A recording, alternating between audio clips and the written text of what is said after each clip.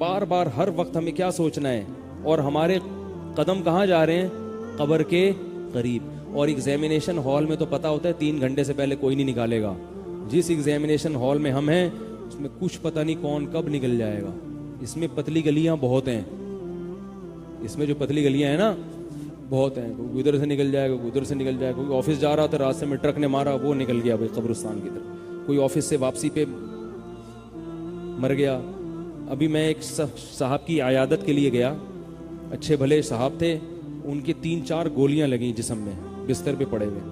मैंने कहा ये गोलियों का आपसे क्या ताल्लुक? तो बेचारे शरीफुन नफ्स। पता ये चला कि पुलिस वाले डाकू गोली मार रहे थे, लग इनके गई है भाई। अब देखो कहां से गोली किसके लिए चली थी और लगी किसको। पुलिस वाले भी शर्मिंदा थे। वो कह रहे जब पुलिस वाले मुझे उठा के देखा ना, उन्होंने भाई ये तो वो बंदा ही नहीं है भाई। पुलिस वालों ने जब उठा के देखा तो ये तो वो बंदा है ही नहीं जिसको मार रहे थे। तो शुक्र है पुलिस वाले पहचान गए, वरना वो पूरी सर में गोलियां उतार देते उसके। अल्लाह का बड़ा फजल हो गया।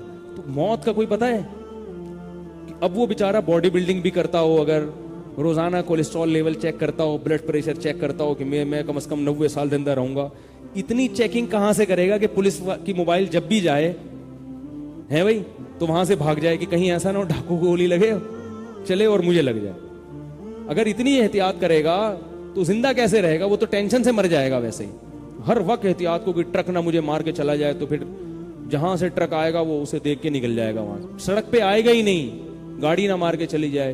पैदल सफर करेगा, फिर ये डर होगा कि भाई पैदल भी कोई गटर का ढक्कन ना खुला हुआ हो रात के वक्त। इतनी टेंशन है कि ऐसा आदमी ब्रेन हेमरेज से वैसे ही मर जाएगा। तो इससे बेहतर है कि जिस चीज से बचना मुमकिन नहीं है तो उसके लिए तैयारी कर लो भाई। क्या ख्याल है? तो तैयारी कर लो यार, मरना तो है, पता नहीं कैसे मरेंगे, तो अच्छा मर जाएं, मरें तो इम्तिहान में कामयाब होके जाएं। तो इसलिए ऐसा आदमी हंसी खुशी जिंदगी गुजारता है भाई। मौत की तैयारी है पहले से। जैसे हमारे हजरत अशार पढ़ा करते थे, इतने बुढ़ापे में खुश थे कि अब मौत आने वाली है, इस पे खुश होते थे। हम बुढ़ापे में परेशान होते हैं यार मरने वाला हूं, वो खुश होते थे कि भाई अल्लाह ने अच्छी जिंदगी गुजार दी, अब तो बस अल्लाह के करीब जाने का वक्त आ गया। अशार पढ़ते थे खुशी से।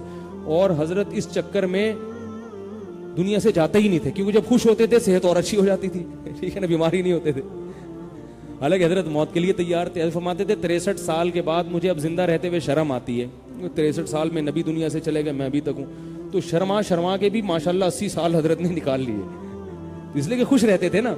तो दुनिया का भी फायदा, दीन का भी फायदा। अल्लाह ताला हमें मकसद हयात को पहचानने की तौफीक नसीब फरमाए।